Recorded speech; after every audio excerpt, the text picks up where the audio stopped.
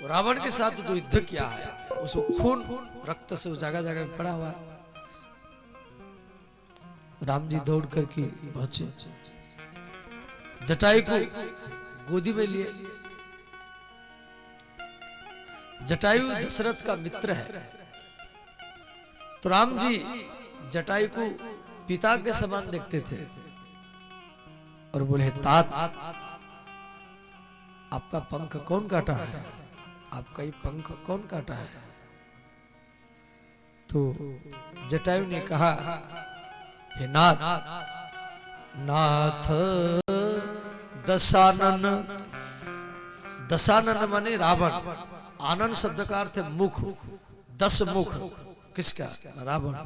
नाथ दशानन यही गति की नाथ दशानन यही गति की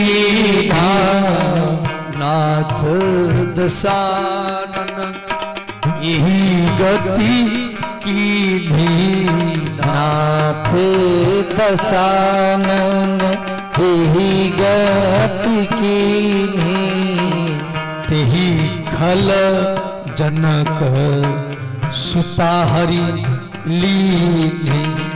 तेहि खल जनक सुता हरि लीने। श्री राम जय राम जय जय राम। श्री राम जय राम जय जय राम।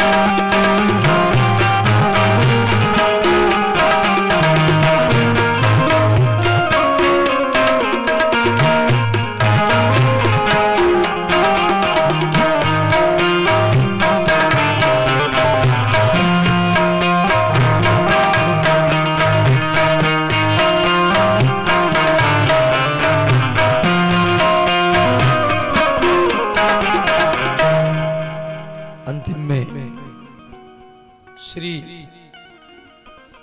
जटायु राम की गोदी में शरीर त्याग किया। बोले श्री जटायु महाराज की जय। भगवान राम लक्ष्मण को बोले, लक्ष्मण भैया लक्ष्मण,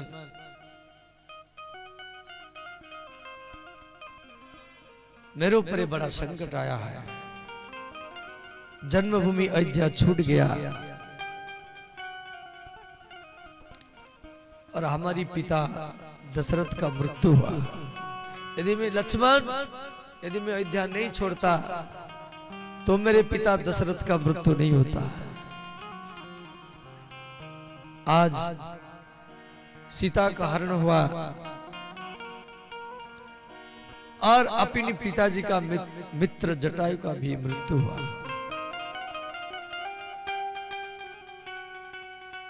राम लक्ष्मण दोनों भाई जटायु के शरीर को कंधा के ऊपर उठाए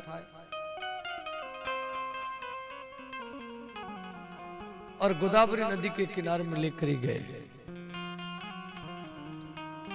लक्ष्मण जी बोले, राम नाम सत्य है, सबकी यही गत्य है।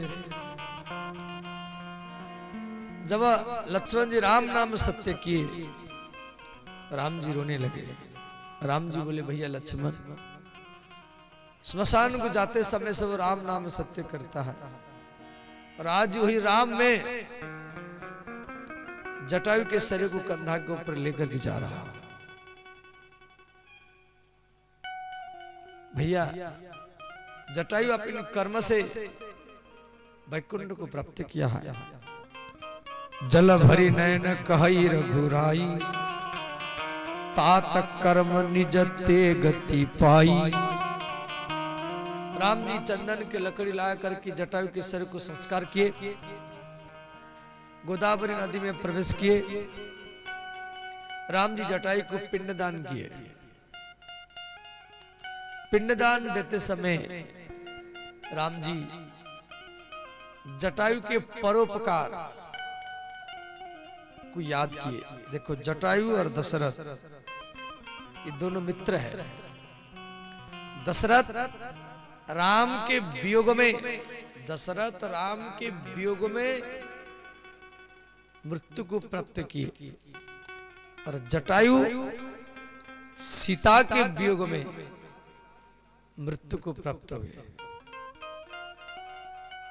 दशरथ अयोध्या में मरा, जो अयोध्या में मरता है वो भी वैकुंठ को जाता है, अयोध्या धाम है। और जटायु संग्राम के मैदान में सीता को बचाने के लिए लड़ते लड़ते मरे। और संग्राम के मैदान में जो सिपाही लड़ते लड़ते मर जाता है वो भी वैकुंठ धाम को ही प्राप्त होता है। दशरथ को कई ने कृत्य करवाई और जटायु को रावण के कृत्य करवाया। उसके बाद में श्री राम जी आगे जा रहे हैं तो कबंध नाम का एक राक्षस, लक्ष्मण जी उसके हाथ को काट डाले और उसके बाद में श्री सबरी माता के आश्रम में पहुंचे।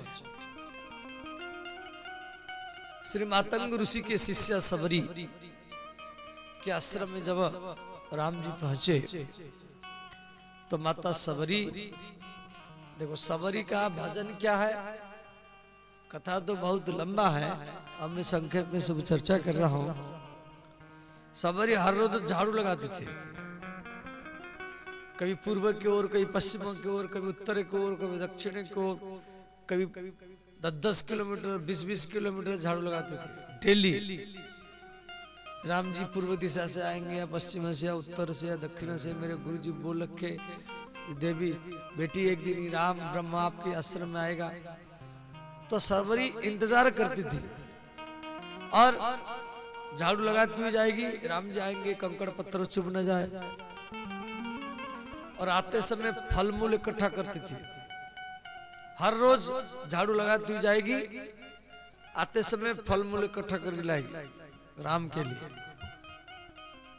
इंतजार, दिन रात बीत गया, महीना बीत गया, वर्ष बीत गया, 100 वर्ष बीत गया, 1000 वर्ष बीत गया, सबरी को मालूम नहीं पड़ा। क्यों?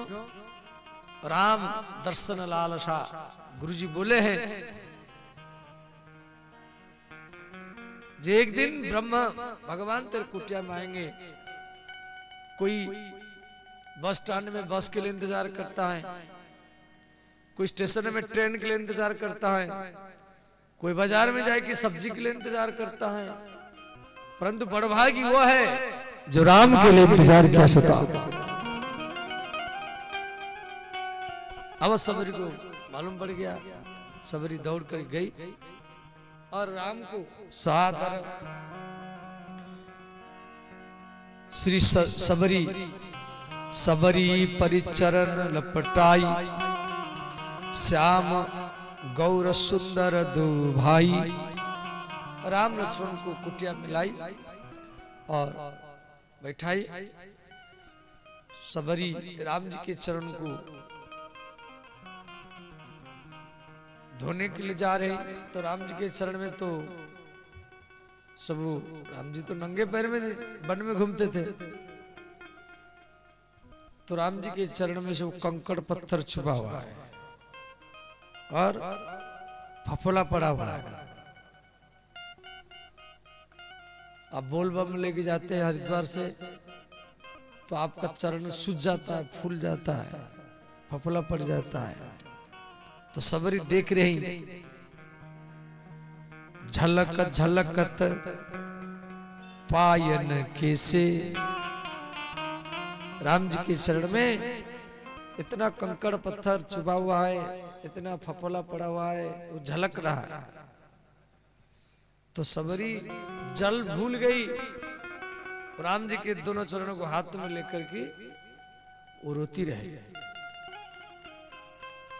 और वो घड़ा का जल तो भूल गई और अपने आंसुओं के जल से राम जी के चरणों को ही धोने लगी।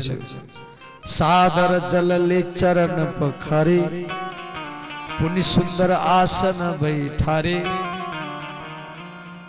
फल मूल लाई, पहले चाकती थी, उसके बाद में राम जी को खिलाती थी। कोई खट्टा फल, मीठा फल, तीखा फल, कसा फल, नमकीन फल। अब कोई व्यक्ति मीठा फल इतना खा नहीं पाएगा। एक मीठा फल खाया, फिर खट्टा फल खिलाओ, फिर मीठा खिलाओ, फिर तीखा खिलाओ, फिर मीठा खिलाओ, तो व्यक्ति ज्यादा खा लेगा। अब सबरी पहले चखती थी खट्टा है या मीठा है, उसके बाद में राम जी को खिलाती थी।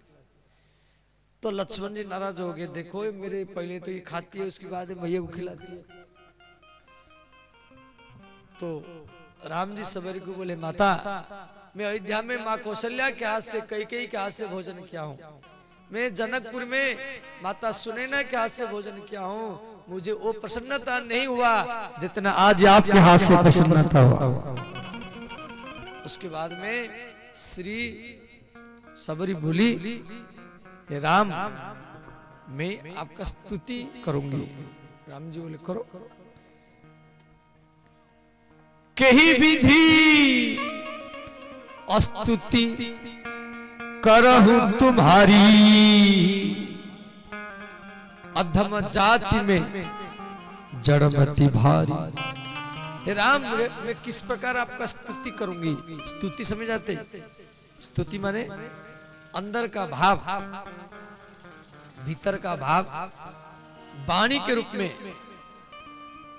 शब्द के रूप में निकले, उसका नाम है स्तुति। स्तोत्रम सम्यक रूपेण त्रायते तिसा स्तोत्रः। और मंत्र माने मननात् त्रायते तिसा मंत्र। तो सबरी बोली, क्या? अधम ते अधम अधम अति नारी, अधम ते अधम अधम अति नारी, अधम ते अधम अधम अति नारी, अधम ते अधम अधम अति नारी, तिनि मह में मति मंद अघा, तिनि मह दे मति मंद अघारी।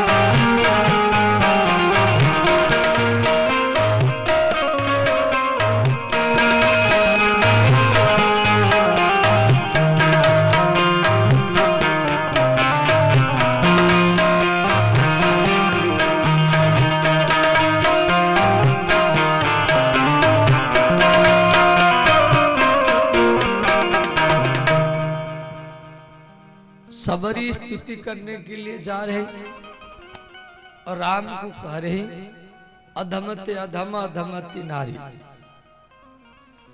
यहाँ सबरी 3 बार अधम शब्द प्रयोग किया।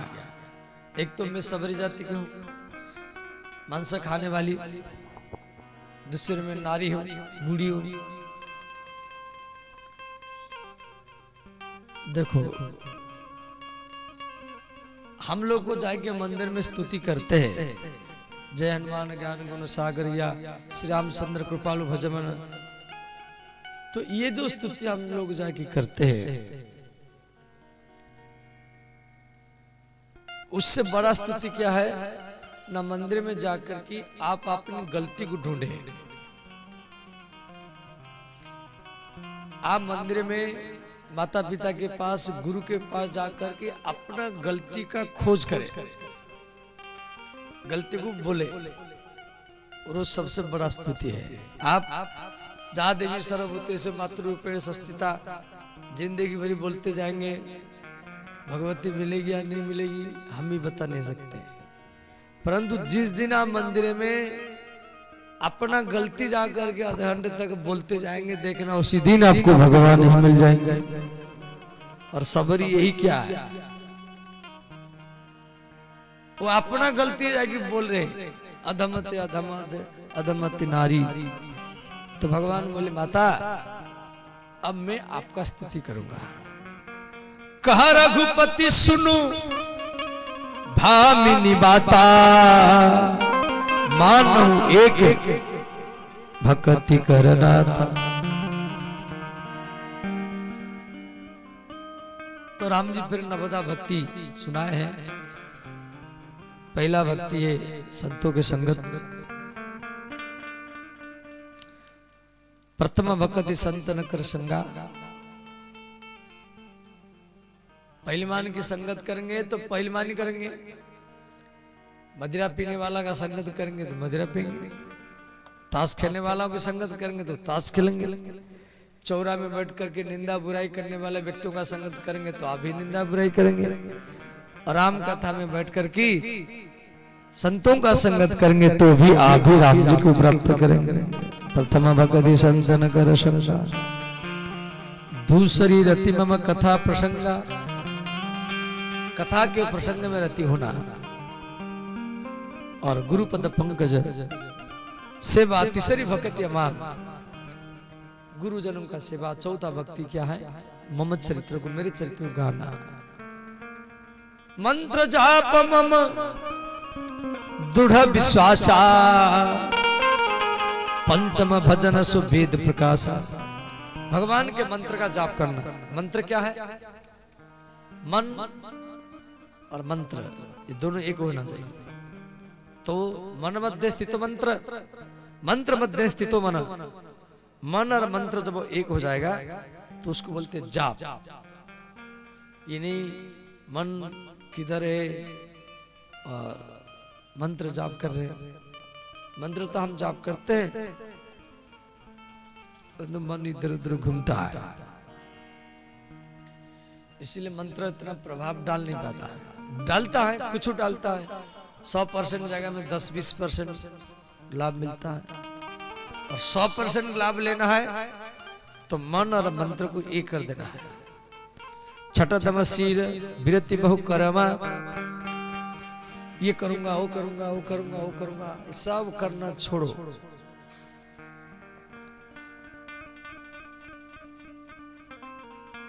और निरंतर निरंतर सज्जन धर्म, सज्जनों के आचरण का स्वीकार करना। सातवां सममोही मैं जगत देखा, सब में भगवान को देखना। और मोते संत अधिक कर लेखा, सब में भगवान को देखना और संतों में ज्यादा देखना। ये सातवां भक्ति है। आठवां जता लाभ संतोषा, संतोष जो कुछ मिले संतोष। नवम क्या है, सरलता, छल ही नहीं। इस प्रकार नवदा भक्ति का ज्ञान दिए, पंपा सरोवर में स्नान किए। उसके बाद में नारद जी आए, नारद जी को 30 लक्षण, संतों के 30 लक्षण के बारे में राम जी बताए हैं।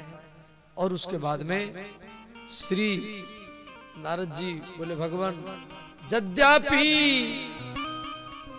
प्रभु के नाम अनेका, भगवान यदि आपका अनेक नाम है, गोविंद गोपाल मधुसूदन माधव केशव जनार्दन, परंतु जितना नाम है इन सब नाम में राम सकल नाम नते अधिका। आपका जितना नाम है सब नाम में राम नाम अधिक हो, इसलिए आप लोग जो प्रणाम करते हैं राम राम भैया, राम राम भैया।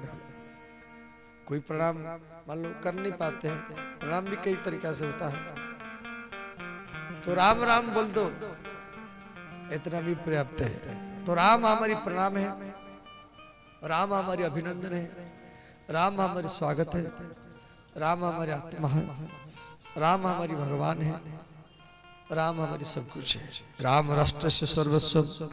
इस प्रकार श्री ऋषिमुख के निकट में श्री राम जी पहुंच गए।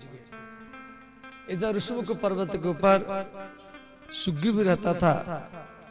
सुग्रीव सोचा हनुमानु का हनुमान देखो ये दोनों कौन है, जाओ मुझे दूर से संकेत करना, मुझे ऐसे लगता बाली का दूत है, मुझे मालूम होगा तो मैं यहाँ से भाग जाऊंगा।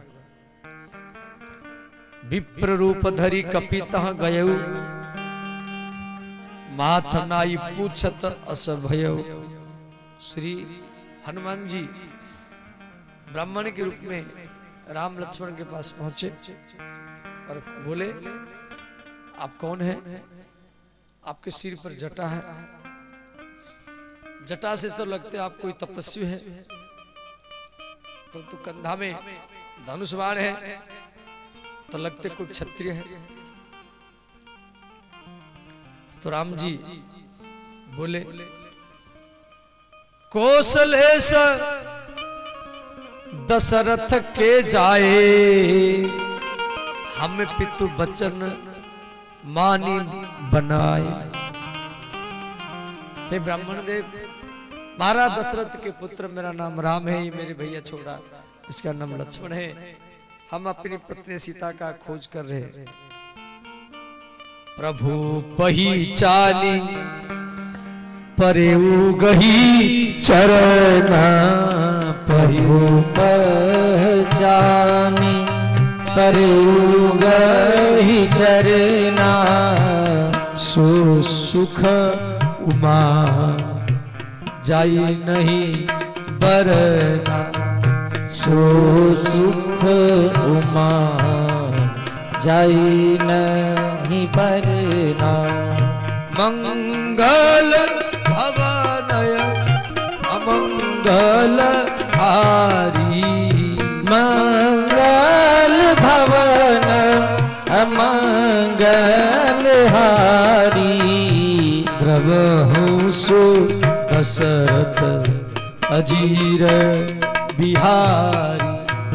द्रवहु सो दशरथ अजीर बिहारी। श्री राम जय राम, जय जय राम। श्री राम जय राम, जय जय राम। राधे राधे गोविंद गोविंद राधे। राधे राधे गोविंद गोविंद राधे। राधे राधे गोविंद गोविंद राधे। राधे राधे गोविंद गोविंद राधे। हर हर महादेव।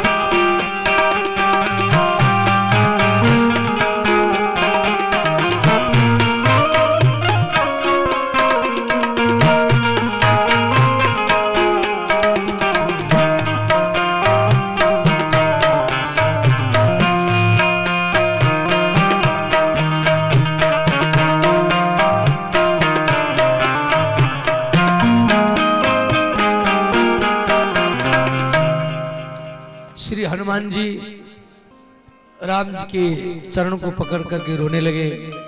बोले भगवान, मैं आपके माया के कारण आपको पहचान नहीं पाया, आप मुझे कैसे भूल गए। तो भगवान हनुमान को, श्री राम जी हनुमान को बोले, हनुमान रो मत, सुन कपि जिय मानसी जनि ऊना, ते मम प्रिय लक्ष्मण ते दूना। हनुमान, तू मुझे लक्ष्मण से 2 गुना प्रिय है। ते मम प्रिय लक्ष्मण ते दूना। अब लक्ष्मण जी वहां खड़े हैं। लक्ष्मण जी सोचे, ये बंदर अभी आया और मेरे भैया इनको कह रहा है तो लक्ष्मण से 2 गुना मुझे प्रिय है। अब मैं बचपन से जब से जन्म लिया हूं भैया के पास है। ये बात लक्ष्मण जी मन में सोचे, बोले नहीं, केवल मन में सोचे। अब हनुमान जी बोले, भगवान ये ऋषभ को पर्वत है, इसके ऊपर सुग्रीव रहता है, सुग्रीव के साथ मित्रता कीजिए, हम सीता माता का खोज करेंगे। तो हनुमान जी दोनों भुजा फैलाए, राम लक्ष्मण दोनों कंधा में बैठे। हनुमान जी जय श्री राम करते हुए सुग्रीव के पास पहुंच गए।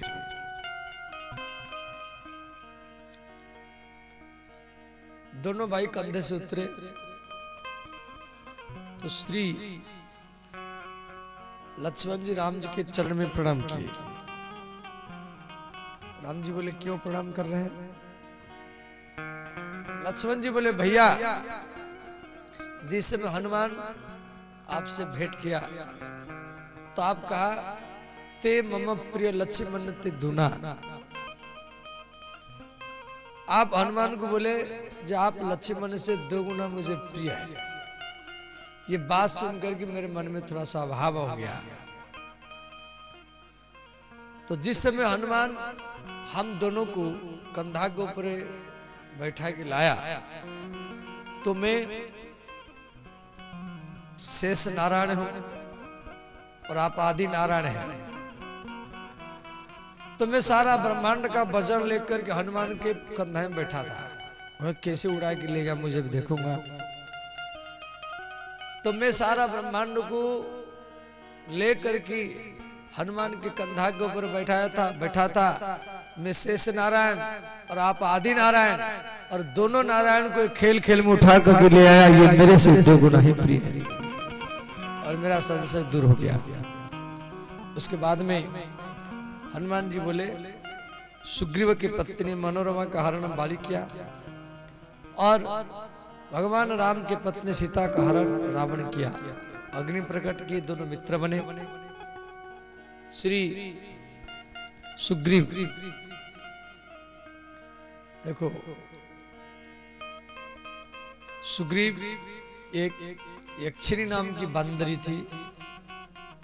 यक्षिणी ऋषभ को पर्वत के किनारे में एक सरोवर था। उस सरोवर में नहाने के लिए गई, वो सुंदर स्त्री बन गई। आकाश में देवराज इंद्र जा रहे थे, तो इंद्र देखे इतना सुंदर स्त्री वन में सरोवर के किनारे बैठी है। तो इंद्र का शरीर स्खलित हुआ, इंद्र का तेज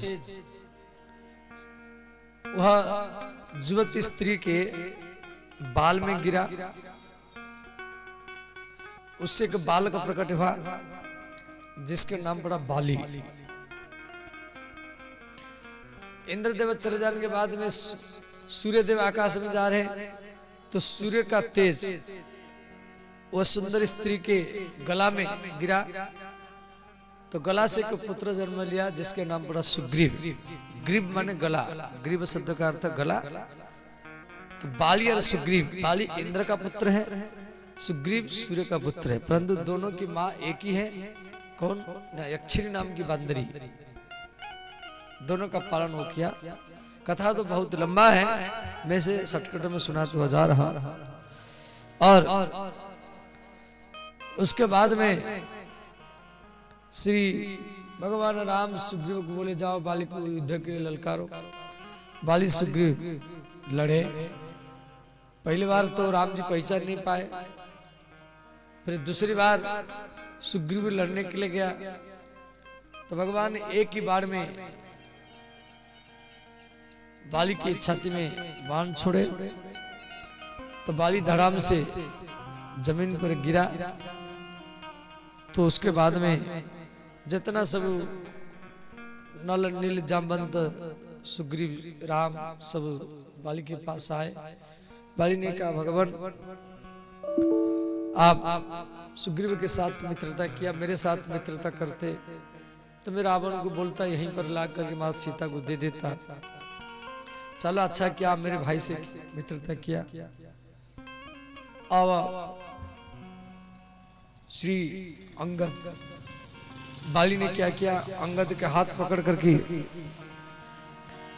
राम जी के हाथ में पकड़वा दिया। कहा भगवान ये मेरा पुत्र अंगद मेरे समान बलवान है। बाली अपने पुत्र अंगद को कहा अंगद आज के बाद में आपके माता पिता राम है। बाली स्तुति भी किया है। राम जी बाली को बोले हम पहले जैसे आप थे ऐसे हम आपको बना देंगे, हमारे पास ऐसा जड़ी बूटी है। बाली ने मना किया। बाली ने कहा नहीं नहीं आप मुझे सामर्थ्यवान बना देंगे फिर अब मेरा मन बिगड़ सकता है, फिर मैं गलत काम कर सकता हूं, इसलिए आप मेरे सामने हैं, इसी समय मेरा मृत्यु हो जाए यही सबसे बड़ा हित है। तो जन्म जन्म मुनि जतन कराई अंतराम कही आवत नाही। तंदे में बाली से त्याग किया। बोले श्री बाली महाराज की जय। बाली की पत्नी तारा आई, रोने लगी। राम जी तारा को समझाए। उसके बाद में सुग्रीव का भगवान आप किसके नाम में चलिए। राम जी मना किए, बोले मैं किसी घर में जा नहीं सकता, आपको राजगद्दी में बैठाने के लिए लक्ष्मण जाएगा। तो लक्ष्मण जाकर की सुग्रीव को राजगद्दी में बैठाए।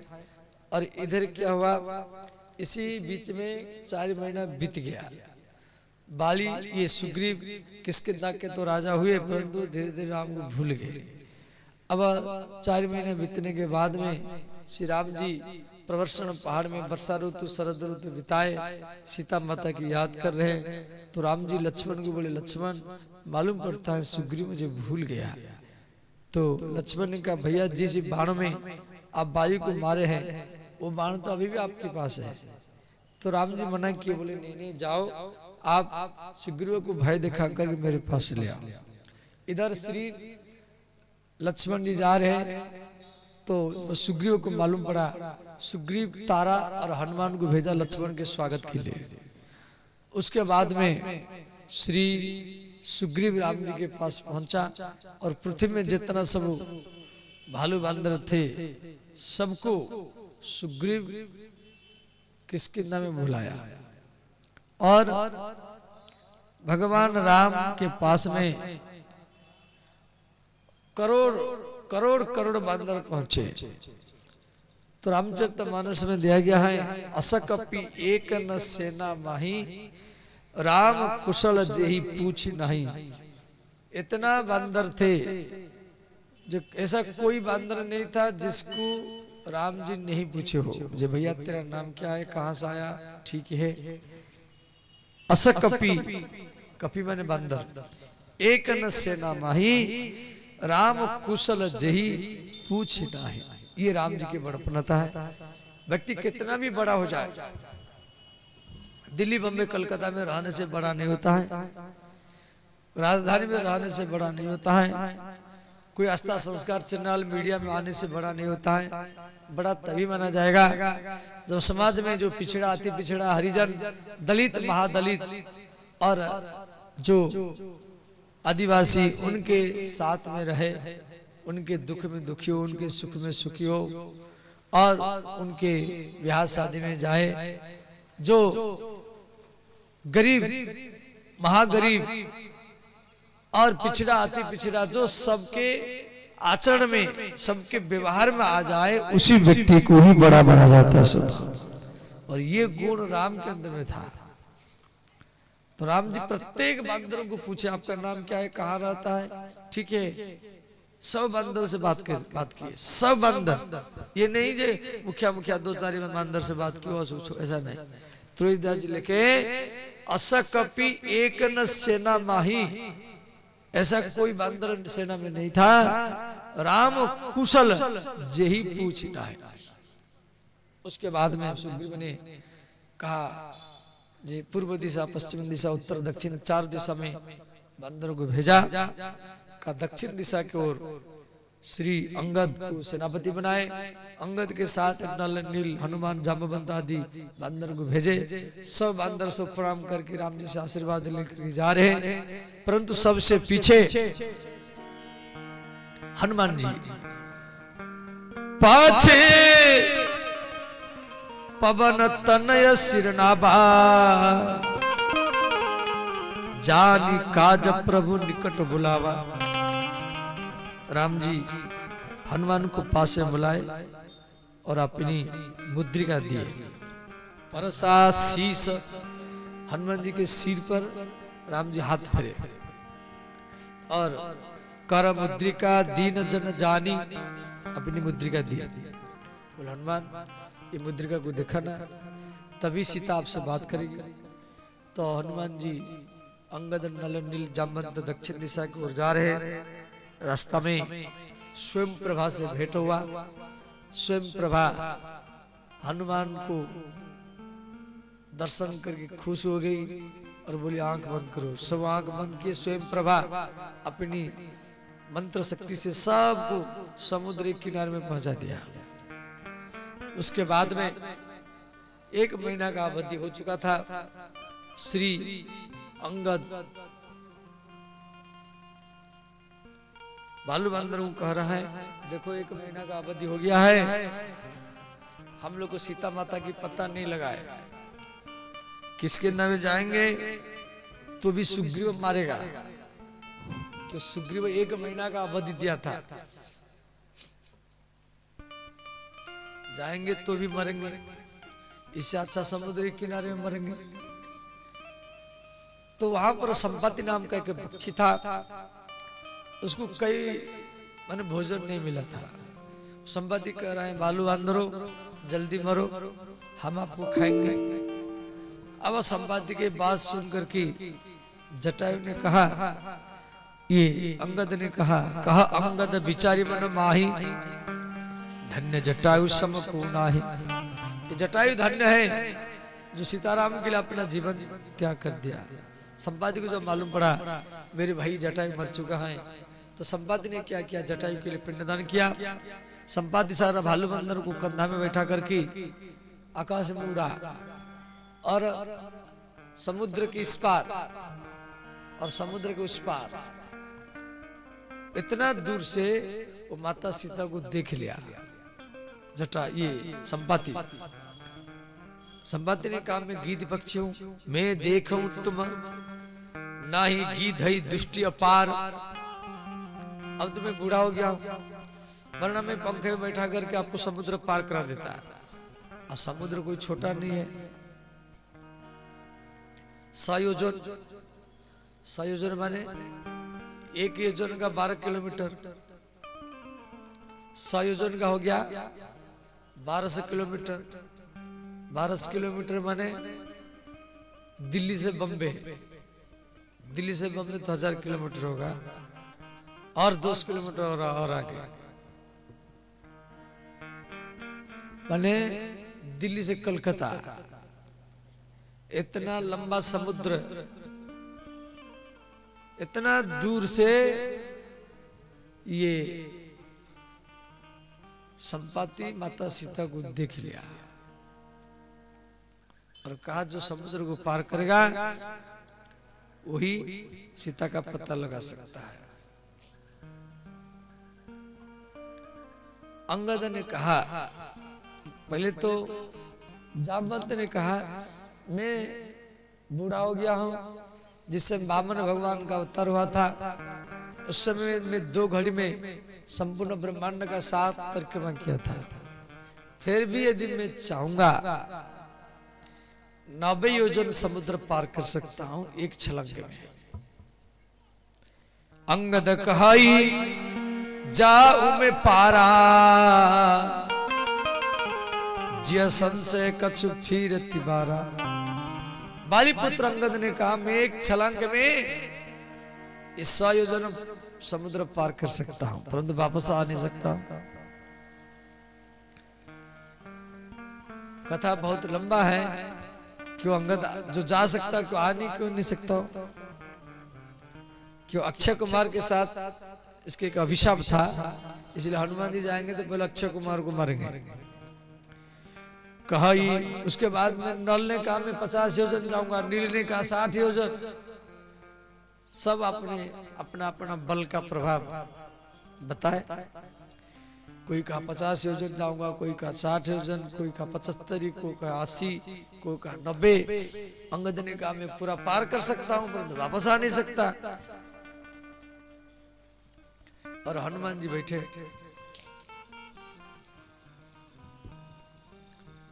तो जामवंत ने हनुमान जी को कहा, हनुमान सब अपना अपना बल का प्रभाव कह रहे, आप तो बोलो आप कितना? हनुमान जी बोले हमारे पास कोई बल नहीं है भाई, आप लोग के पास में अपना बल है इसलिए आप अपना बल का प्रभाव बोला, मतलब हमारे पास में अपना कोई बल है ही नहीं है तो हम बोलेंगे क्या? हनुमान जी के पास में अपना कोई बल नहीं है। देखो ये हनुमान जी के सहजता है। हनुमान शब्द का अर्थ है जिसका मान अभिमान हनन हो गया हो, जिसका अहंकार अभिमान समाप्त हो गया हो, उसी व्यक्ति को हनुमान ही कहा जाता है। कहि ऋक्षपति सुन हनुमाना, काच प्रसादी रहु बलवाना।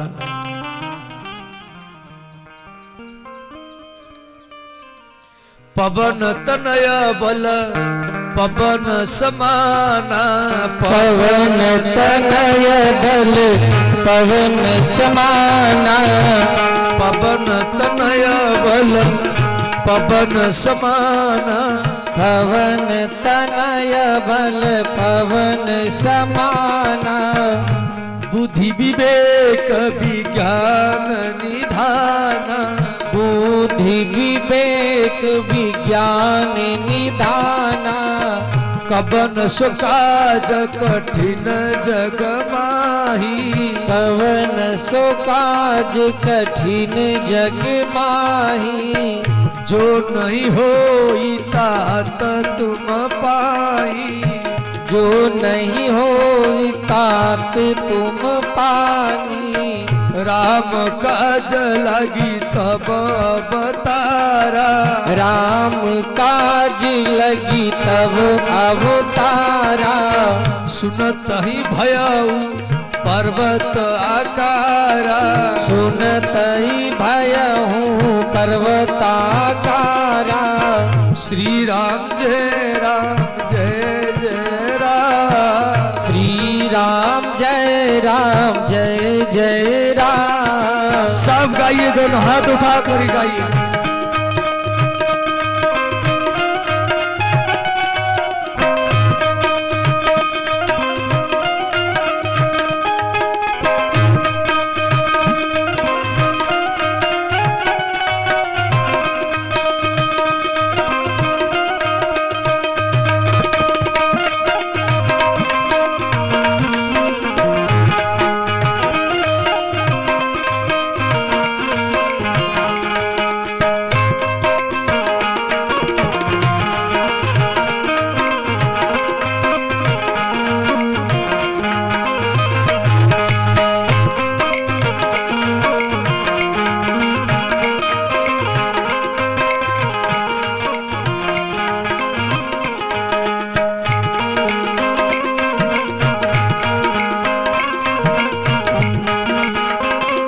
जय श्री हनुमान जी महाराज की। तो श्री हनुमान जी कवन सुकाज कठिन जग माही, पवन तने बल पवन समाना। हे पवन पुत्र हनुमान, आप पवन के पुत्र है, हर जगह में जा सकते हैं। समाज में ऐसा कोई काम नहीं जो आप नहीं कर सकते। तो भी हनुमान जी खड़े नहीं हुए। अंतिम में जब अंतिम में जामवंत ने कहा राम काज लागी तब अवतारा। हे हनुमान, आपका जन्म केवल राम के लिए हुआ, सुनते ही भयउ पर्वताकारा। हनुमान जी तुरंत पहाड़ के बराबर हो गए। महर्षि वाल्मीकि ने लिखा त्रिंश योजनो लंबम, 30 योजन।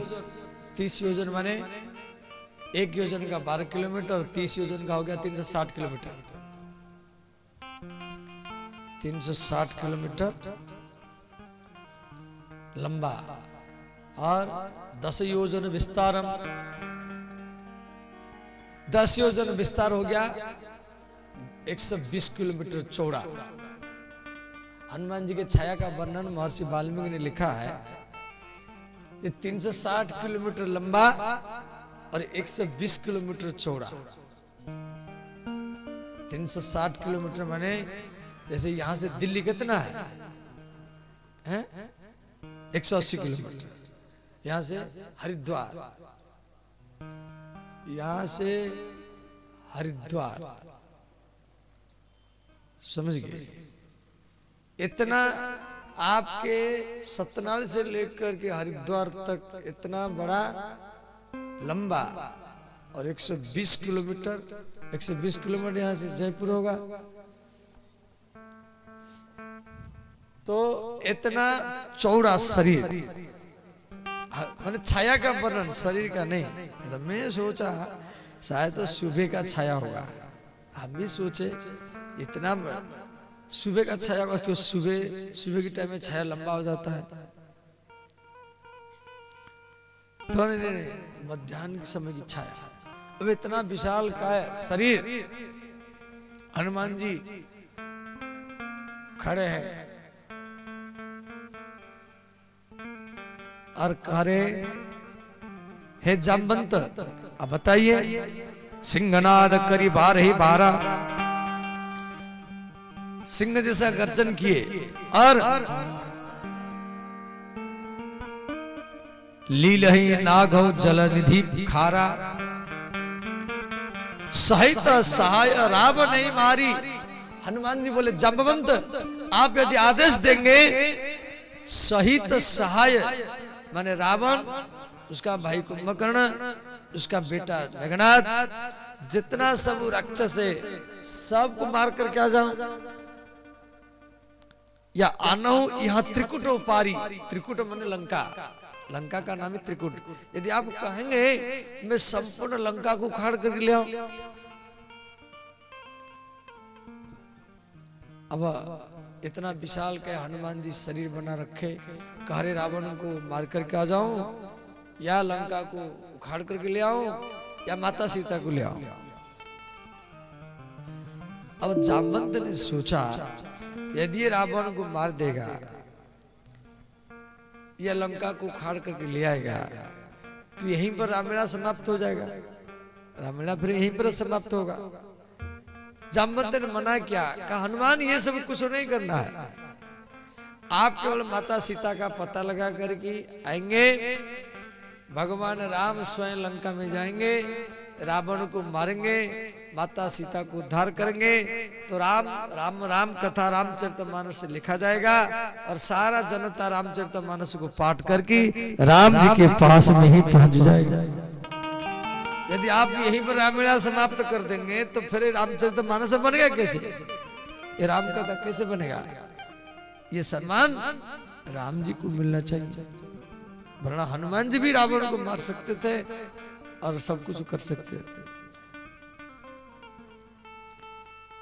श्री गणेशाय नमः। अतो श्री जानकी वल्लभ विजयते पंचम सोपान सुंदराकांड संतम शाश्वतम अप्रमेय अनघम निर्वाण शांति प्रदम ब्रह्मा शंभु फणीन्द्र सेव्य मनीषम वेदांत वेद्यम विभुम रामाख्यम जगदीश्वरम सुरगुरुम माया मानुषम हरिम वंदेहम करुणाकरम रघुवरम भूपाल चूड़ामणि आतुलित बलधामम हेम शैलावदेहम धनुजवन कृशानम ज्ञानिनाम अग्रगण्यम सकल गुण निधानम वानरनाम धीशम रघुपति प्रिय भक्तम बात जातम नमामि। अब हम सुंदरकांड में प्रवेश कर रहे हैं। सुंदरकांड की कथा में थोड़ा सा बोलूंगा, सीता माता के पता तक, भेंट तक, फिर उसके बाद में कथा को सिलटाऊंगा। ध्यान देना। देखो, सुंदरकांड की जो पाठ करेंगे, किष्किंधा कांड की अंतिम दोहा से पाठ करेंगे। और इसका नाम सुंदरकांड क्यों पड़ा? सुंदरे सुंदरी सीता, सुंदरे सुंदर राम, सुंदरे सुंदरी कथा, सुंदरे किन्न सुंदरम। सुंदरकांड सबको पाठ करना चाहिए, भले शनिवार पाठ करो या मंगलवार पाठ करो, सप्ताह में एक बार पाठ करो। यदि एक बार पाठ नहीं कर सकते तो एक महीना में एक बार पाठ करो। एक महीना में एक बार पाठ नहीं कर सकते तो पूरा साल में एक बार पाठ करो। यदि पूरा साल में एक बार भी पाठ नहीं कर सकते, पूरी जिंदगी में एक बार सुंदरकांड की कथा श्रवण कर लिया तो सारा जिंदगी सुंदर बन जाएगा। हनुमान जी को सिंदूर बहुत प्रिय है, इसलिए हनुमान जी को सिंदूर चढ़ता है। एक बार माता जानकी सिंदूर भर रही थी, मांग भर रही थी, हनुमान जी बैठे थे। हनुमान जी बोले, माता ये सिंदूर क्यों लगाते हैं? माता जानकी ने कहा, पुत्र इस सिंदूर को देख कर के तेरे प्रभु खुश होते हैं, इनका आयु बढ़ता है, उनका मंगल होता है। हनुमान जी क्या किए, सिंदूर ला करके पूरा शरीर में पोत लिए। सीताराम जी के सामने आ गए। राम जी बोले, हनुमान ये क्या किया? हनुमान जी बोले, भगवान माता जानकी एक चुटकी भर की सिंदूर लगाती है, आपका मंगल होता है, आप खुश होते हैं और आप प्रसन्न होते हैं। अब आपका मंगल के लिए, आप प्रसन्न होने के लिए मैं सारा शरीर में सिंदूर ही पोत लिया। तब से हनुमान जी को सिंदूर चढ़ा जाता है। जाम्बवंत के वचन सुहाए, सुनी हनुमंत हृदय अति भाई। देखो, प्रत्येक खंड में जो भी 7 खंड लिखा हुआ है, पहले श्लोक है, उसके बाद में दोहा है, उसके बाद में चौपाई है। परंतु सुंदरकांड में ऐसा नहीं है। सुंदरकांड में पहले श्लोक है, उसके बाद में दोहा नहीं है, उसके बाद में डायरेक्ट चौपाई है। जाम्बवंत के वचन सुहाए। तो हनुमान जी विशाल का रूप बना रखे, हिमालय पहाड़ से ऊंचा, और उनके सामने ये सब भालू बंदर चींटी जैसा है। फिर भी हनुमान जी, यह कहीं नाई सबन को माथा। हनुमान जी हिमालय पहाड़ से भी बड़ा शरीर है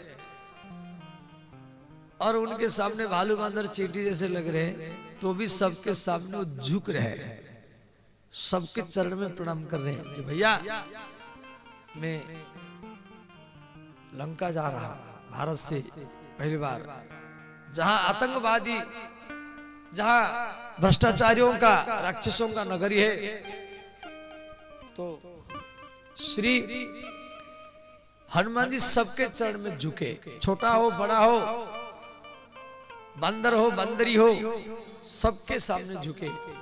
देखो, आप सबके सामने झुकना सीखो। छोटा हो, बड़ा हो, स्त्री हो, पुरुष हो, ब्राह्मण हो, शूद्र हो, देशी हो, विदेशी हो, गुंगा हो, लंगड़ा हो, अंधा हो, सबके सामने झुकना सीखो। जो सबके सामने झुकता है, उसके सामने से भगवान भी झुक जाते हैं। झुकता वही है,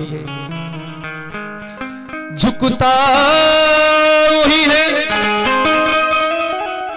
जिसमें जान होती है वरना अकड़त मृदा की पहचान होती है। अब हनुमान जी लंका जाएंगे, छलांग लगाएंगे, समुद्र दिल्ली से कलकत्ता 100 योजन का समुद्र है। तो अब कोई व्यक्ति छलांग लगाएगा, जैसे कोई भी विद्यार्थी, कोई लड़की हो लड़का हो, जब हाई जंप करता है तो दूर से पोजीशन लेके आएगा, दूर से दौड़ करके आएगा तब जंप करेगा। अब हनुमान जी 12 किलोमीटर का समुद्र है, तो हनुमान जी पोजीशन लिए, कैसे लिए? एक पहाड़ के ऊपर चढ़े, सिंधु तीर एक भूधर सुंदर, भूधर माने पहाड़, हनुमान जी पहाड़ के ऊपर चढ़ गए। सोचे जब कूदूंगा तो ये पहाड़ मेरे वजन से ये नीचे दब जाएगा। महर्षि वाल्मीकि जी लिखे हैं, हनुमान जी मन में सोचे यदि मैं पहाड़ नीचे दब जाएगा तो पहाड़ में जो ऋषि मुनि भजन कर रहे हैं, वो पहाड़ भी छोटा पहाड़ नहीं है, बहुत बड़ा पहाड़ है, उसमें जो हाथी बाघ सिंह है वो सब मर जाएंगे। तो हनुमान जी क्या किए, वो पहाड़ को ऐसे हिलाए, तो जितना ऋषि मुनि गंधर्व सब थे वो सब अपनी गुफा कुटिया को छोड़कर भाग गए, परंतु भालू बांदर नहीं भागे, वो पहाड़ में रहे। हनुमान जी फिर दूसरी बार हिलाए, भालू बांदर से भाग गए, परंतु सर्प बिच्छू चूहा वो सब रहे। हनुमान जी तीसरी बार हिलाए, 8 बार हिलाए, 8 बार। जैसे भूकंप होता है, भूकंप, तभी आप अपने घर छोड़ के भाग जाते बाहर। तो पहाड़ को हनुमान जी 8 राउंड घुमाए, हिलाए, एक चिंटी तक वो पहाड़ में रहने नहीं दिए। ये दया भाव। हम लोग चलते हैं, चींटी चींटा कुचल जाते हैं, हनुमान जी 8 बार पहाड़ को हिला हिला करके चींटी चींटा तक भी पहाड़ से निकाल दिए। अब हनुमान जी बार बार रघुबीर संवारी, तरके उपवन तनय बल भारी, जही गिरि चरण देव हनुमंता, चले उस गो पाताल तुरंता। हनुमान जी जय श्री राम कह करके आकाश में छलांग लगाए। बोलिए श्री हनुमान जी महाराज की जय। हनुमान जी जा रहे हैं, वो पहाड़ तो पाताल में चला गया, परंतु वो पहाड़ में जो पेड़ थे, साल, कदम्ब, बरगछ, बांस, जितना सब पेड़ थे उसको उखड़ करके वो हनुमान जी के पीछे पीछे भाग रहे हैं। जैसे ध्यान देना, जैसे कोई बस, कोई ट्रक जा रहा है, ट्रक आपके रोड में महेंद्रगढ़ से कोई ट्रक मान लो सत्यनारायण की ओर आ रहा है, तो रास्ता में जो कचड़ा है, पन्नी, कागज, वो भी ट्रक के पीछे पीछे भागता है, आप देखे होंगे। और हनुमान जी का शरीर 1000 ट्रक से बड़ा है, तो 360 किलोमीटर, 1000 ट्रक से बड़ा, इतना बड़ा शरीर को लेके जा रहे हैं आकाश में उड़ते हुए। तो उसी पहाड़ का जितना पेड़, वृक्ष, लता सब उखड़ उखड़ कर हनुमान जी के पीछे पीछे भाग रहे हैं। कोई 1 किलोमीटर जाकर गिर गया, कोई 2 किलोमीटर जाकर गिर गया, और हनुमान जी समुद्र के ऊपर जा रहे हैं, हनुमान जी का जो दबाव वो पानी के ऊपर पड़ता था। जैसे कोई हेलीकॉप्टर ऊपर जाता है तो हेलीकॉप्टर का दबाव पानी के ऊपर पड़ता है तो पानी भी इधर उधर उछल जाता है। तो हनुमान जी 1000 हेलीकॉप्टर से बड़ा शरीर है, तो समुद्र का पानी नीचे दब करके वो इधर उधर उछल जाता था और गांव गांव में पानी घुस जाता था और समुद्र के पानी के भीतर जमीन दिखाई देता था हनुमान के दबाव से। हनुमान जी जा रहे हैं, कैसे जा रहे हैं आप लोग देखोगे। जब रामानंद सागर रामायण सीरियल बनाया, सब गाड़ी ट्रेन भी रुक जाते थे। तो राम जी का बाण रामायण सीरियल में आप देखोगे, उसी प्रकार हनुमान जी आकाश में जा रहे हैं। जिम्याम घोर घुपति कर बाना, जिम्याम घोर घुपति कर बाना,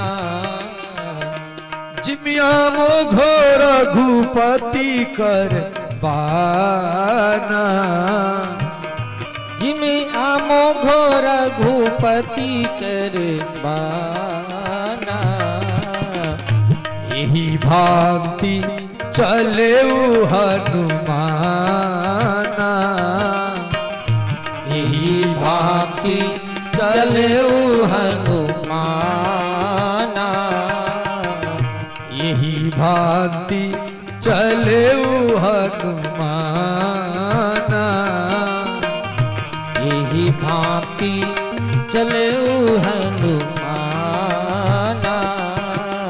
सब गाइए, दोनों हाथ उठा कर गाइए।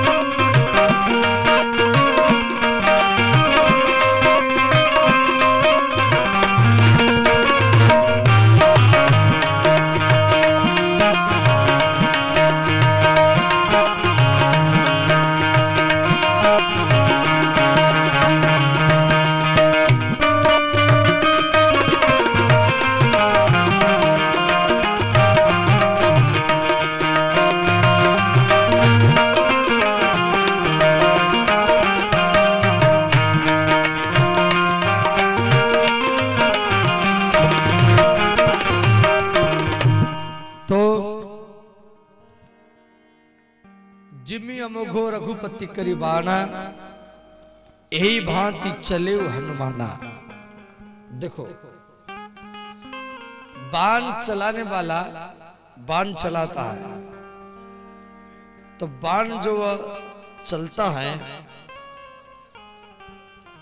वो चलाने वाला के हाथ में चलता है, चलाने वाला के हाथ में चलता है।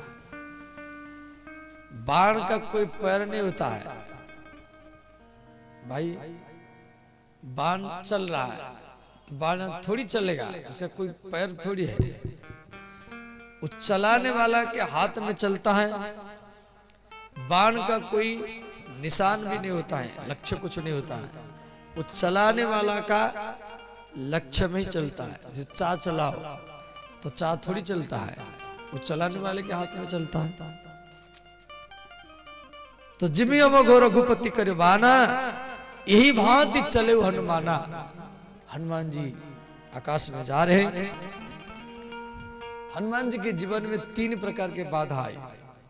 सत्य की बाधा, राजसी की बाधा, तामसी की बाधा। और आपके जीवन में भी 3 प्रकार के बाधा आते हैं। समुद्र के भीतर में एक पहाड़ था, मैना का पहाड़ है। ये हिमालय का बेटा है। तो समुद्र ने कहा मैना को, जब पवन पुत्र हनुमान जा रहे और आप इनको विश्राम दो। तो मैना का पहाड़ जो जल के भीतर में था वो जल के ऊपर आ गया और हनुमान को कहा है, हनुमान आप भारत से लंका जा रहे हैं, तेरा मेरे ऊपर विश्राम कर लो।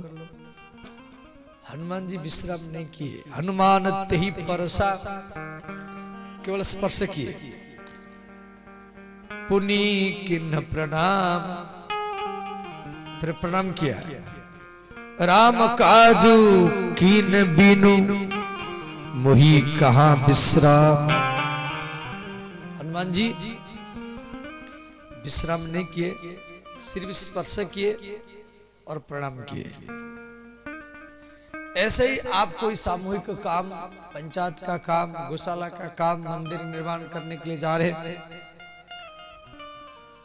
और मान लो यज्ञ का काम है, सहयोग राशि लेना चाहते हैं तो हर दरवाजे में जाएंगे, कोई चाय पिलाएगा, कोई शरबत पिलाएगा और सबरी घर में चाय पिएंगे तो 7-8 घर में आपको दिन बीत जाएगा। तो इतना सहयोग राशि आप इकट्ठा कर नहीं पाएंगे, इसीलिए अब नहीं पिएंगे, वो नाराज होगा। केवल स्पर्श करना है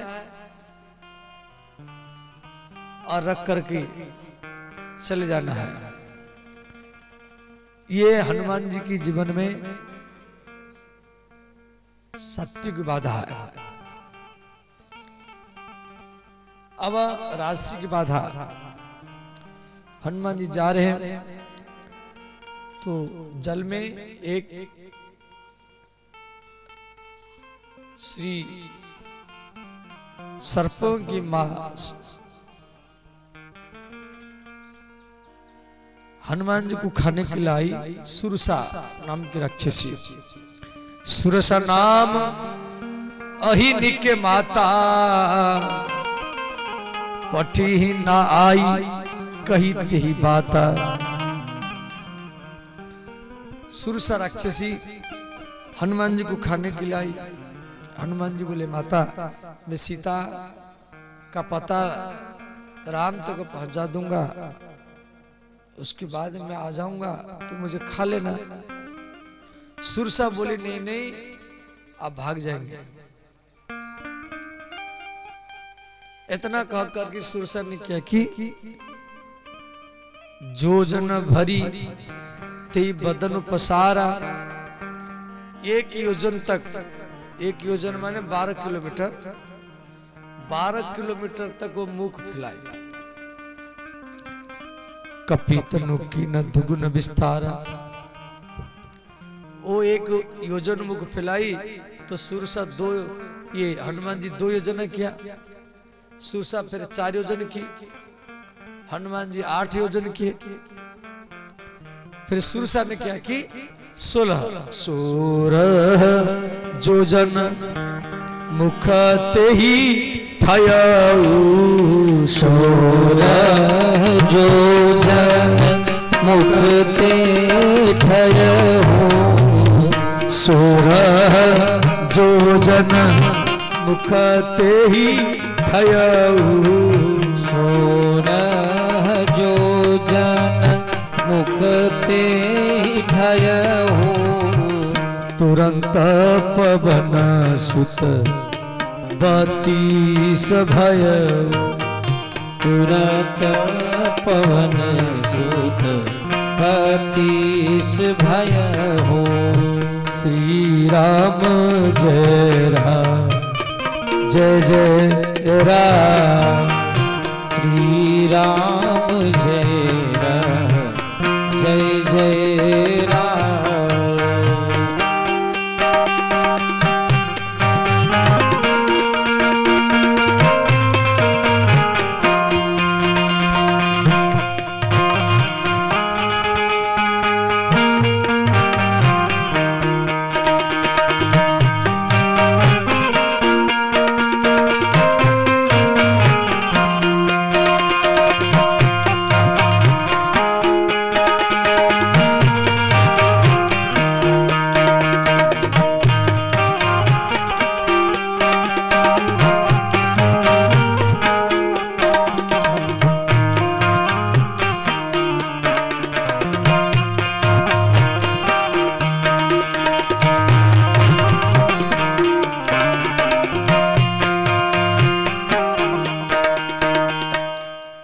हनुमान जी 32 योजन किए।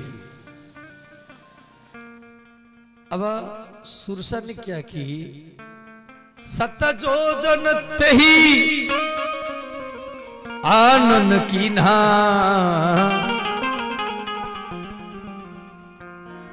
उस सुरसा राक्षस ने क्या कि डायरेक्ट 100 योजन अपना मुख फैलाई, क्यों समुद्र 100 योजन का था। अब सुरसा 100 योजन किया तो हनुमान जी 200 करते, फिर सुरसा 400 करती, हनुमान जी फिर 800 करते। हनुमान जी ऐसा नहीं किए। 7 योजन तेहि आनन कीन्हा अति लघु, लघु माने छोटा, अति लघु रूप पवन सुत लीन्हा। हनुमान जी छोटे बन गए। सामने वाला व्यक्ति यदि आपके साथ तर्क करता है, समाज में जैसे कोई काम करने के लिए आप जा रहे हैं, कोई आपके साथ तर्क करेगा तो आप उसके साथ तर्क मत करना। यदि आप उसके साथ तर्क करेंगे, तर्क करते करते 1 घंटा 2 घंटा 3 घंटा 4 घंटा कई घंटा बीत जाएगा, आपका काम रुक जाएगा। उस समय अति लघु रूप छोटा बन जाओ, हाथ जोड़ दो, झुक जाओ और उसकी सामने हाथ जोड़ दो और बोलो भैया हमारे कहाँ सामर्थ्य है जो हमें ये काम कर सकते। यदि आपका हाथ मेरे सिर पर होगा तो ये काम हो जाएगा। तो अंतिम में वो व्यक्ति आपका साथ तर्क के परिवर्तन में आपका विरोध नहीं करेगा, फिर आपका काम साधने के लिए आपका साथ ही देगा। ये है राजसिक बाधा। तो राजसिक बाधा को इस प्रकार तरीका से समाधान करना है। पहले था सात्विक बाधा, अब आ गया राजसिक बाधा, और तीसरा है तामसिक बाधा। हनुमान जी फिर आगे करे। सिंह का नाम की एक राक्षस थी, वो छाया को पकड़ कर खींचती थी, वो खा जाती थी। तो हनुमान जी के छाया को पकड़ा, हनुमान जी इसको मार डाले। फिर हनुमान जी लंका में पहुंचे। एक बीता, पहले तो कहा 360 किलोमीटर लंबा, अब हनुमान जी एक बीता के बन गए, छोटा सा गिलहरी जैसा, और बन करके पेड़ के ऊपर छुप कर गिरे। लंका को देख रहे हैं, सोने की लंका। हनुमान जी सोच रहे कैसे जाऊं, रात में जाऊंगा, दिन में जाऊंगा तो पकड़ा जाऊंगा। अब हनुमान जी सोच रहे मैं रात में लंका के भीतर नगर नगर में, गली गली में, घर घर में घूमूंगा, परंतु कौन सा रूप बनाऊंगा ये भी हनुमान जी निर्णय कर रहे हैं, सोच रहे हैं पेड़ के ऊपर बैठ कर। मन में सोचे मैं कुत्ता का रूप बना लूं, कि कुत्ता भी रात में जागता है। हनुमान जी सोचे कुत्ता का रूप बना करके जाऊंगा तो एक मोहल्ला का कुत्ता दूसरी मोहल्ला में, एक गांव का कुत्ता दूसरी गांव में चला गया तो दूसरी गांव के कुत्ते उसको देख करके भूखते हैं और काटते हैं। तो इस प्रकार यदि मैं कुत्ता के रूप में जाऊंगा, लंका के सब कुत्ता मुझे देख कर भूखेंगे, तो इनमें लड़ने में मैं रह जाऊंगा। तो इसको हटाए, सोचो बिल्ली का रूप बना लो। बिल्ली भी रात में घूमती है, एक घर की बिल्ली दूसरी घर में चली गई, दूसरी घर की बिल्ली लड़ जाती है, ये ठीक नहीं है। और मान लो रावण माता सीता को कोई घर के भीतर में रखा होगा, तो मैं कुत्ता रूप में, बिल्ली के रूप में भीतर में कैसे जाऊं, ये भी असंभव है। हनुमान जी मन में सोचे जब मैं मच्छर का रूप बना लो, मसक समान रूप कपि धरी, लंक ही चले सुमरी नरहरी। मच्छर का रूप क्यों बनाए? मच्छर एक ऐसा जीव है जिसको रात में घूमने का पूरा लाइसेंस होता है। और मच्छर मान लो रात में आप भी रात्रि 12-1 बजे आप चौरा में बैठेंगे तो पुलिस आपको पकड़ेगा, कि रात 12-1 बज गया, यहाँ क्यों बैठा है, चलो स्कूल ही चलो, गाड़ियां बैठाएगी, इसको रात भर रखो, फिर सुबह छोड़ेंगे। परंतु कोई मच्छर रात में घूमेगा तो उसको कोई नहीं पकड़ेगा, क्योंकि मच्छर को रात में घूमने का पूरा लाइसेंस होता है। और मच्छर छोटा रूप बना करके घर के भीतर में, जंगला में भी भीतर जा सकता है, इसीलिए हनुमान जी मच्छर का रूप धारण किए।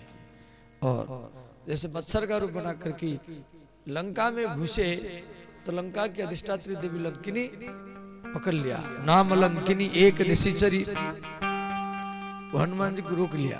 हनुमान जी क्या किए, को मुक्का मारे, वो लंकिनी के मुख से खून निकलने लगा। लंकिनी समझ गई और अंतिम में हनुमान को आशीर्वाद दी। तात स्वर्ग अपवर्ग सुख धैर्य तुला एक अंग, तुलना ताहि सकल मिली जो सुख लब सत्संग। प्रवेशी नगर कीजे सब काजा, हृदय राखी कौशलपुर राजा। हनुमान जी लंका में प्रवेश किए। हर गांव में, हर मोहल्ला में, हर घर घर में महर्षि वाल्मीकि जी लिखे जी, लंका में ऐसा कोई स्त्री नहीं थी जो उस दिन हनुमान जी उसको नहीं देखे हो, सबको देखे। राक्षसों का घर है, मंदिर मंदिर प्रतिकरी शोधा, और रावण लंका का घर मंदिर की ढांचा से बनाया है, सब मंदिर जैसे लगता है। गए दशानन मंदिर माही, रावण के महल में हनुमान जी घुसे मच्छर का रूप बना करके। अति विचित्र कही जात सुनाही। तुलसीदास जी रामचरितमानस में लिखे हैं कि रावण कैसे सोया है, ये बात को मैं नहीं लिखूंगा। अति विचित्र कही जात न सोई, वो कही जा नहीं सकता। अब हनुमान जी उदास हो गए, भाई पूरा लंका में माता सीता नहीं मिली, तो रावण जहां पर सोया था मुझे थोड़ी दूर पर एक सुंदर स्त्री सोई है, अति सुंदरी थी। हनुमान जी खुश हो गए, चलो सीता माता मुझे मिल गई है। हनुमान जी खुश हो गए। महर्षि वाल्मीकि जी लिखे हैं हनुमान जी खुश हुए फिर उदास हो गए। क्यों? वो जो स्त्री सोई थी, सोने की आभूषण, सोने की कुंडल, सोने की मंगलसूत्र, सोने की पलंग में सोई है। हनुमान जी सोचे माता सीता इस प्रकार तो कभी नहीं सोएगी रात में। हनुमान जी फिर दिमाग लगा, ये है कौन, इतना सुंदरी है। और तो हनुमान जी समझ गए ये माता सीता नहीं है, ये मंदोदरी है, रावण की पत्नी मंदोदरी। वो भी पंचकन्या में है, वो भी 12 साल की कन्या जैसे लगती थी, सुंदरी थी। हनुमान जी अपनी बुद्धि से उसको काट रहे, नहीं नहीं ये सीता नहीं होगी, वो तो रोती होगी। फिर हनुमान जी आगे चले। लंका निशिचर निकर निवासा, यहाँ कहा सज्जन करवासा। तो श्री विभीषण के घर में पहुंचे। विभीषण के घर में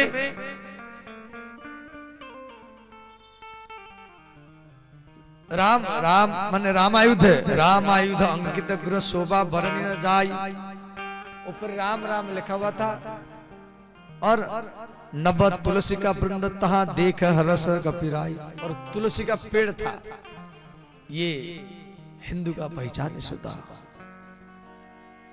हिंदू का पहचान सबके आंगन में तुलसी होना चाहिए। और जैसे विभीषण लंका में एकमात्र है जिसके घर के दरवाजे में तुलसी है और राम नाम लिखा हुआ है।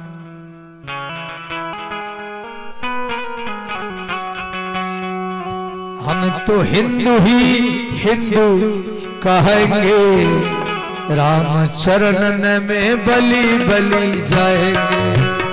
हम तो हिंदू ही हिंदू कहेंगे, राम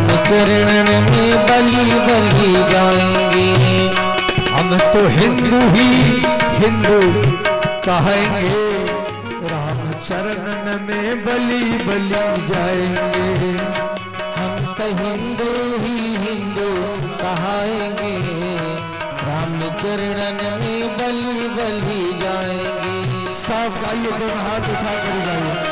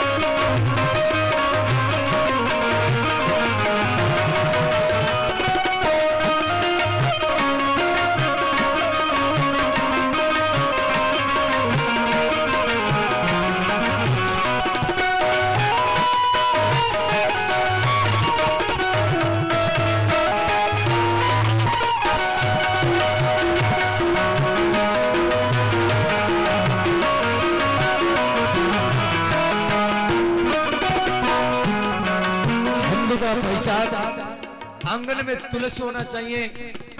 तुलसी महालक्ष्मी का अवतार है। देवी महालक्ष्मी, देवी भागवत में दिया गया है, लक्ष्मी ही तुलसी के रूप में हर घर के आंगन में रहती है। इसलिए घर के आंगन में तुलसी होना चाहिए। ये आंगन की रखवारी है, घर के रखवारी है, बच्चों बच्चों की रखवारी है।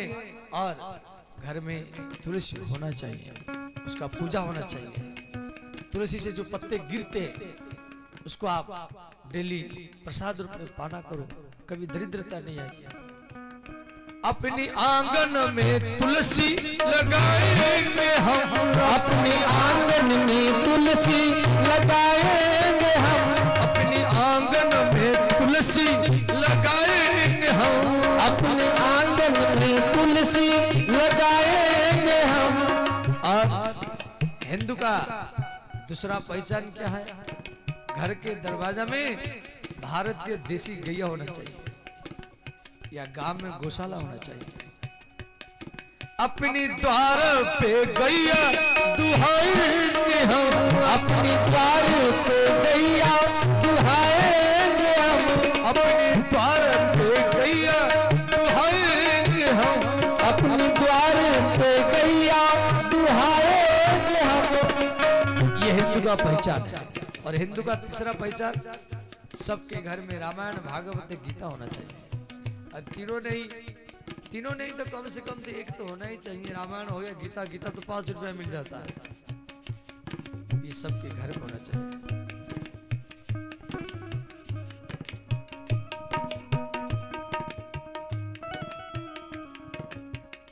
नित्य भागवत गीता बाँचेंगे हम, नित्य भागवत गीता बाँचेंगे हम, भागवत रामायण बाँचेंगे हम, नित्य भागवत रामायण बाँचेंगे हम। ये भी हिंदू का पहचान। घर में गंगा जल होना चाहिए। नित्य गंगा और यमुना नहाएंगे, राम चरणन में बलि बलि जाएंगे। हम तो हिंदू ही हिंदू कहाएंगे, राम चरणन में गलि बलि जाएंगे। हम तो हिंदू ही हिंदू कहेंगे, राम चरणन में बलि बलि जाएंगे। हम तो हिंदू ही हिंदू कहाएंगे, राम चरणन में बलि बलि जाएंगे। हर हर महादेव।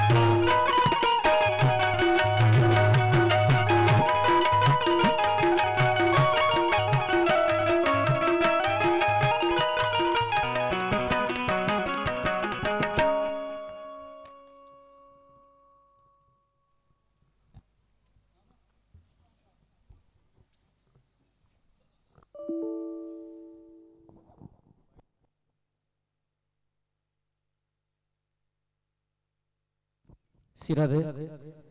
अभी हमारे बीच मुख्य अतिथि लोग पहुंचे हुए हैं, तो ये लोग मंच पे आएंगे और महाराज जी से आशीर्वाद प्राप्त करेंगे।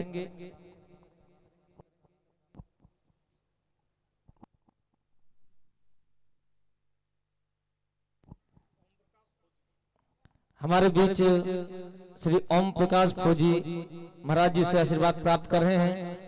महाराज जी इनको ब्रह्मचारी बाबा का तस्वीर और दुपट्टा देकर के माल्यार्पण करके स्वागत किए। इनके नाम से जोरदार तालियों का स्वागत है। इनके साथ समस्त मित्रगण ये भी महाराज जी से आशीर्वाद प्राप्त कर रहे हैं। महाराज जी सबों को दुपट्टा और माला पहना करके सन्यासी बाबा का तस्वीर देकर के सम्मानित कर रहे हैं। सबों के नाम पर जोरदार तालियों का स्वागत।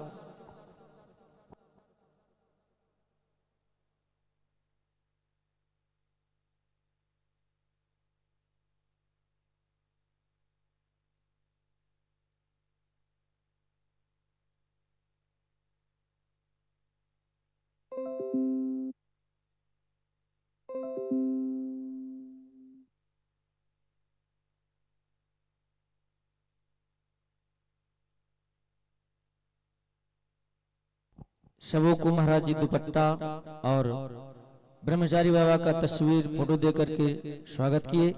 एक बार फिर से सबों के नाम पर जोरदार तालियों का स्वागत और अपने भावों को दो शब्द में रखेंगे।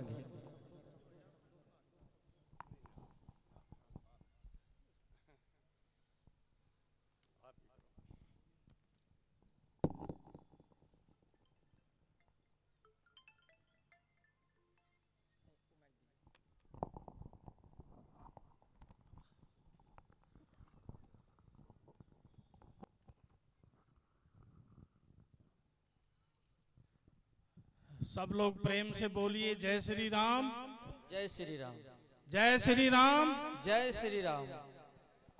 आज व्यासपीठ पर विराजमान महाराज की कृपा से हमारे फौजी भाई ओम प्रकाश फौजी जी, जो सतनाली के नागरिक हैं और सतनाली में और खास करके सतनाली की इस आदर्श गौशाला में भाई साहब का बड़ा मन रहता है। पिछली बार भी भाई साहब आए थे, गौशाला में पधारे थे इसी अवसर पर, बाबा का आशीर्वाद लेने आए थे और गौ माता की सेवा के लिए गौ सेवा कमेटी को 51,000 रुपए प्रदान करके गए थे यहाँ पे। तो भाई के नाम उस काम के लिए तालियां। और आज भाई साहब ने एक गौ माता के लिए सेवा के लिए गौशाला ट्रस्ट को 71,000 रुपए गौ सेवा के लिए दान दिए हैं। तो मैं कमेटी की तरफ से, गांव सतनाली की तरफ से और मेरी इन सब माताओं बहनों की तरफ से मैं आपका बहुत बहुत आपको साधुवाद देता हूं। मेरी माताएं और मेरे भाई कृपया ध्यान दें, ये बड़ा समाज सेवी आदमी है, बड़ी इसकी दिली इच्छा कि मैं समाज के लिए कुछ करूं।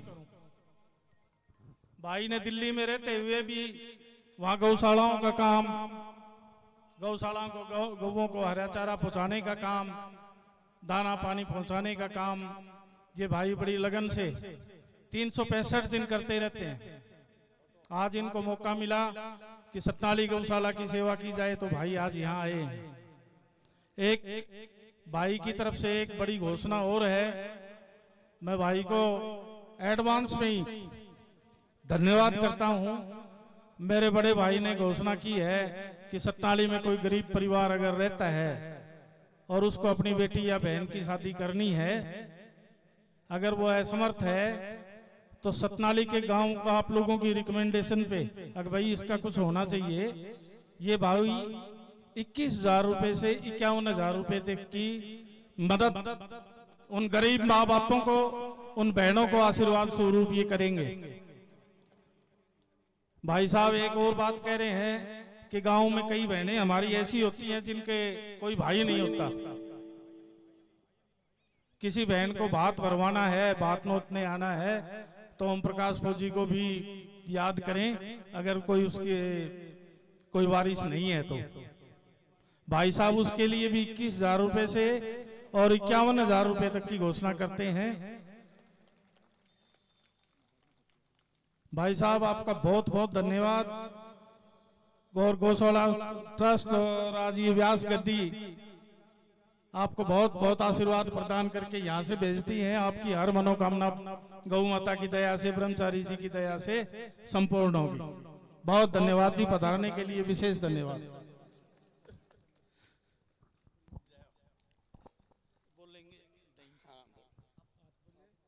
आपने 2 शब्द बोलो, गौ माता की जय, गौ माता की जय। मैं ओम प्रकाश फौजी इसी सतनाली गांव का हूं। वैसे मेरे को जो मेरे साथी, ये मेरे बड़े बुजुर्ग हैं, ये जानते हैं। और ये मातृ शक्ति मेरे को शायद कोई 1-2 ही जानती होंगी, मुझे नहीं जानते।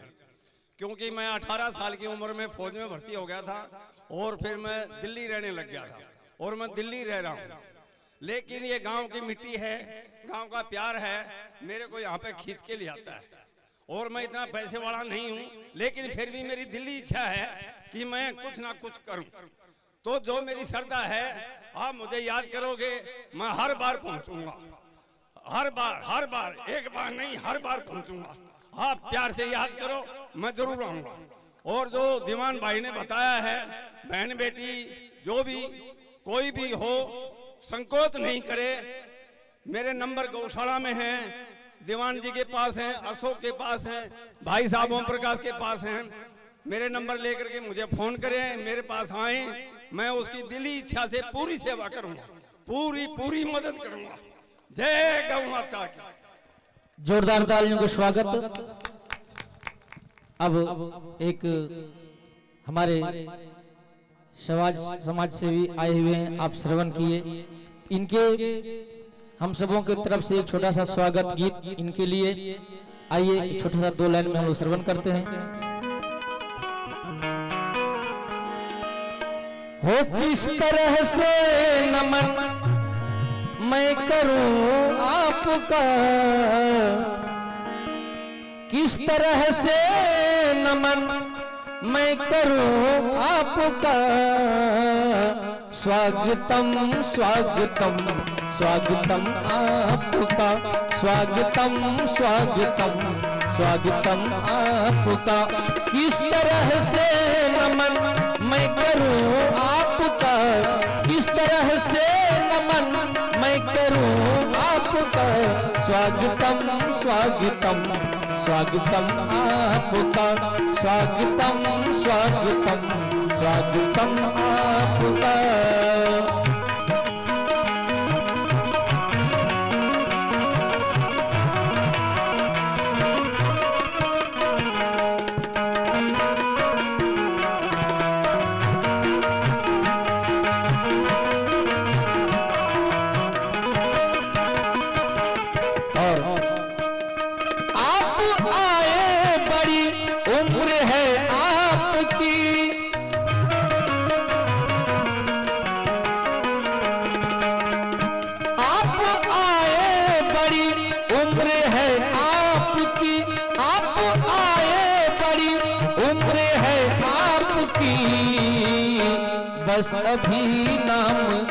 बस अभी नाम मैंने लिया आपका, बस अभी नाम मैंने लिया आपका। किस तरह से नमन मैं करूं आपका, किस तरह से नमन मैं करूं आपका। स्वागतम स्वागतम स्वागतम आपका, स्वागतम स्वागतम स्वागतम आपका।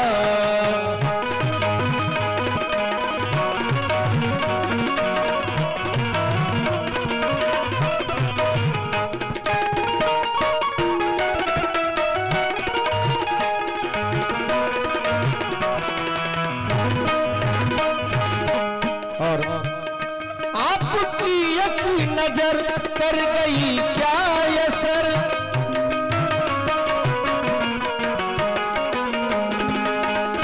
आपकी एक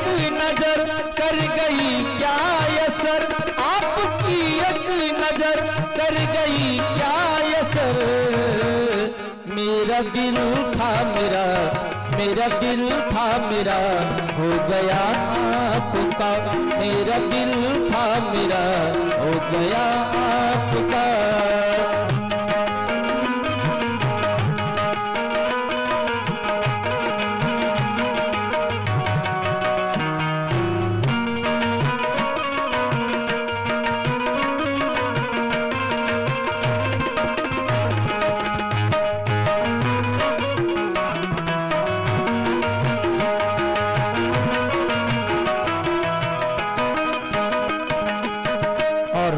अंतिम पंक्ति, आप आए सुनहरी सुबह हो गई,